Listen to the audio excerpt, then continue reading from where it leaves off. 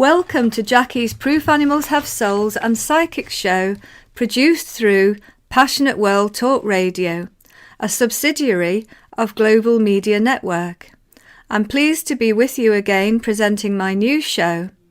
I'm a psychical researcher, author, spiritual historian, lecturer, and decades-long vegetarian for compassionate reasons.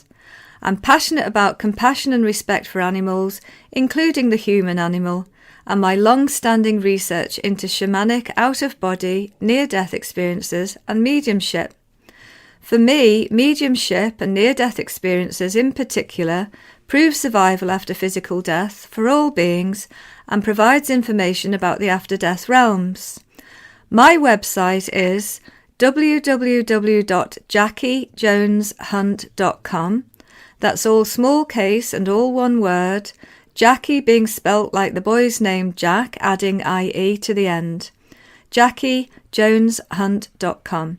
And my email for listeners to get back to me with any questions and thoughts and opinions, I totally welcome. It's JackieJonesHunt@gmail.com. I'm the author of 3 books, which are on Amazon, and they're online as paperbacks and as ebooks. And the 2 that are part of my Proof Animals Have Souls series, which can be read independently, are Proof Animals Have Souls and 500 Plus Celebrities Go Vegetarian. My 3rd book, which I wrote first, is Moses and Jesus the Shamans, and all 3 book covers and academic peer reviews can be viewed on my website. If you click the book images, each book will take you to the Amazon links, and I'm very grateful for people's reviews on Amazon and the other online bookstores.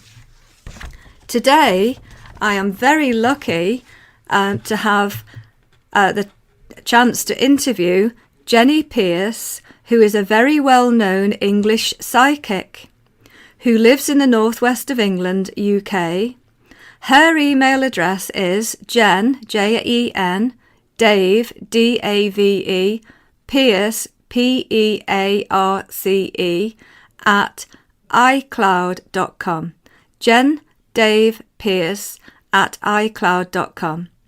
And Jenny Pierce can also be found on Facebook under Jen Pierce.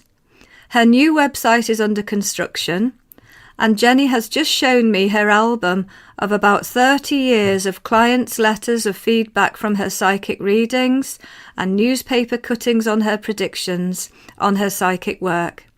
And Jenny's new book is called The Soothsayer. Her previous book is called Happy Spells for Good Fairies and Ordinary Folk, and it teaches about the runes, and these will be found on Amazon. Jenny, thank you very much for being here with us today. And I'd like to ask you to begin, how long have you known that you are a psychic? Well, I think it all started in childhood. The first experience I had, I saw a lady walk through the wall into my bedroom. I was probably about 7 or 8. And then after that, I didn't really know what the lady was there for. I didn't really know she was a spirit at the time. Mm-hmm. But later on, we started getting poltergeist activity in another house that we lived in. Yes. We thought the house was haunted.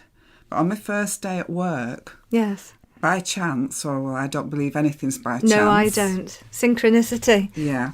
Well, I happened to sit with some ladies round a bookbinding table. I was working in an art office. Yes. I started telling them about the poltergeist activity. I was already reading the tea leaves, which is a good favourite of my family. Yes. And we're talking about the poltergeist activity. They told me that they were all related to the witches of Pendle. Right. And they were all spiritualists. Yes. And the lady, she's probably about my age now, yes, lent me a book. And she actually gave me the book in the end to learn more about the psychic stuff. Yes. But I'd already seen auras from a very early age, particularly when I was in a religious building, a church or a temple of any kind. Yes. So I was already curious about spirit without knowing it. And the poltergeist activity sort of catapulted me into learning more. Yes. And after my granddad died, I then saw his spirit, and he actually spoke to me. And I saw him not as you see on TV, wispy, shadowy figures. Yes. I saw him solid and live, as if he was alive still. And how long had he been away for? He'd been gone for about 18 months. And I'd recently lost my auntie. So if I was going to say I'd imagined it, I would have thought I'd have imagined seeing her. I wasn't thinking of him. Yes. And so it was quite a surprise. And how old were you then? I was about 14, 15. I was reading in bed. Yes. My mum had taken Grandma out, and I was babysitting for my younger brother. Mm-hmm. Grandad walked. I heard the footsteps coming up the stairs. Grandad opened the door, and at first I thought it was my mother coming back. And then I saw him, and for a few seconds I forgot he'd died. Mm-hmm. And then as I was looking at him and he was speaking to me, I thought, I can't be seeing you, you're dead. Mm-hmm. And of course, we know now that no one ever actually dies. No, they just continue on. Exactly. So that was my first real sighting of a ghost that I knew was a ghost. Yes. I knew that he'd died, obviously.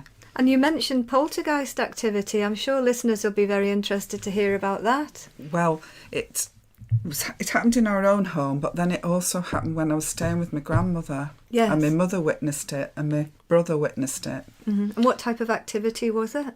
Well, it sounded like a man with a wooden leg walking up and down the stairs all night. Oh, like wooden stairs? A step and then a bump, a step and a bump. And then as if the flat of someone's hand was pushing against the bedroom door. And it happened when my dad was out on nights and my mother was sleeping in the same bed as me and my brother was in a camp bed at the bottom because my mother was frightened of burglars. Mm-hmm. So we're there reading in bed and we hear this noise up and down the stairs. And how long did that go on for? Each time it happened? It used to go on more when we switched the light off. Mm-hmm. And I've come to the conclusion that perhaps it's easier for spirits to get through if there's not bright light. Mm-hmm. And maybe that's why people often see them in the evening or the night time. Yes, that's interesting.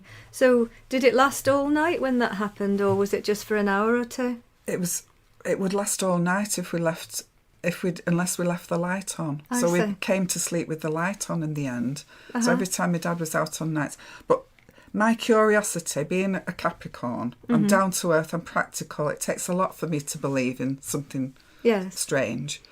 And at that age, I didn't have the knowledge I've got now of all the other psychic stuff.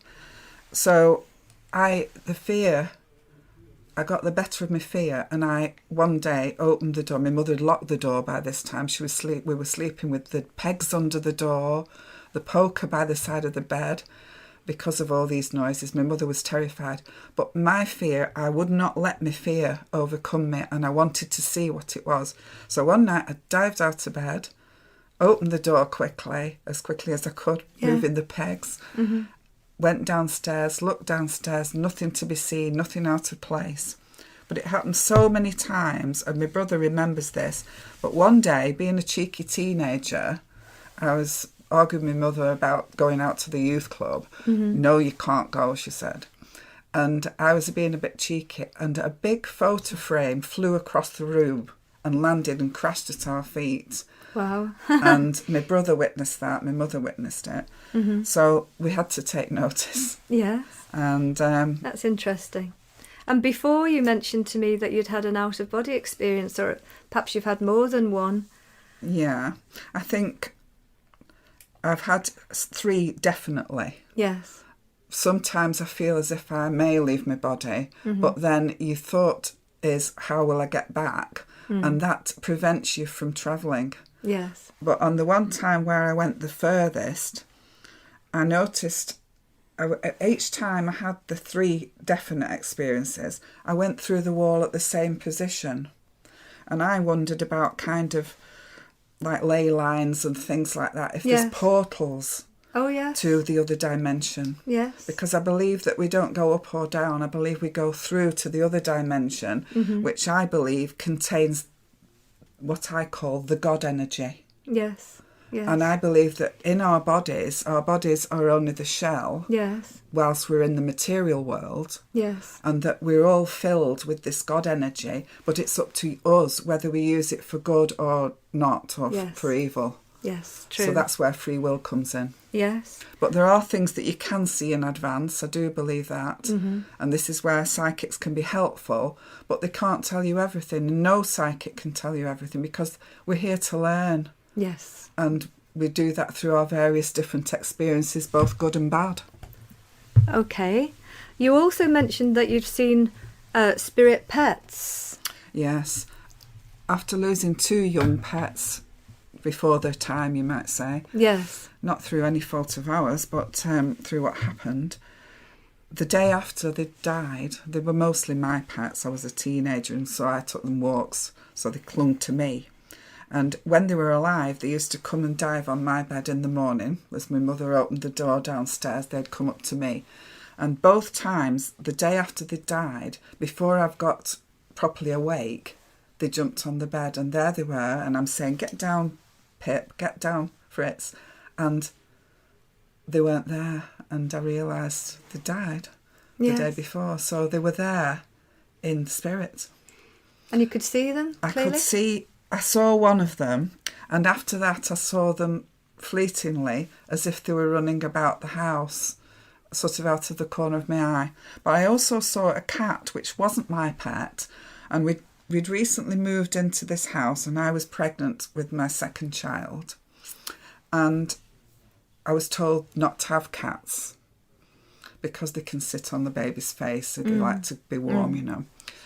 And after I'd had the baby, I'm sat up in bed feeding the baby, and I see this cat run through the wardrobe, into the wardrobe, and it was at the same spot that I'd had the out-of-body experiences. Now that's very interesting, isn't it? So it possibly is a portal. But I wasn't the only person that witnessed the cat.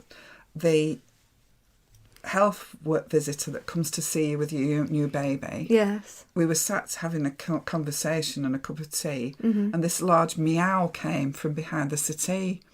And she, of course, said, "You shouldn't have a cat with a baby." And I said, "We haven't," but I knew that I'd seen the cat.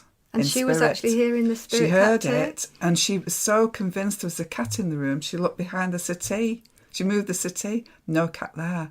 But we saw that cat several times, and my children both saw it as well. And they experienced the bowl, the dog's bowl that we had, the dog, rolling out of the kitchen a few feet, about 16 feet, onto the landing. And so, again, there was kind of spirit activity in the next house. That's excellent. There's so much that we could cover, and I think we need to have some other chats in the future weeks, and we can talk in the next interview, we can talk more about your forthcoming book called The Soothsayer. So thank you very much, Jenny, for allowing me to interview and discuss these things with you today. It's a real privilege, and I'm sure listeners were very interested. And if anyone would like to get in touch, then please email me or Jenny, and the email address will be in the blog that I write to go to accompany this interview. And I look forward to people's comments and opinions and thoughts. Thank you for having me, Jackie. Pleasure, and I look forward to asking Jenny on again when we can speak about her new book, The Soothsayer. Thank you.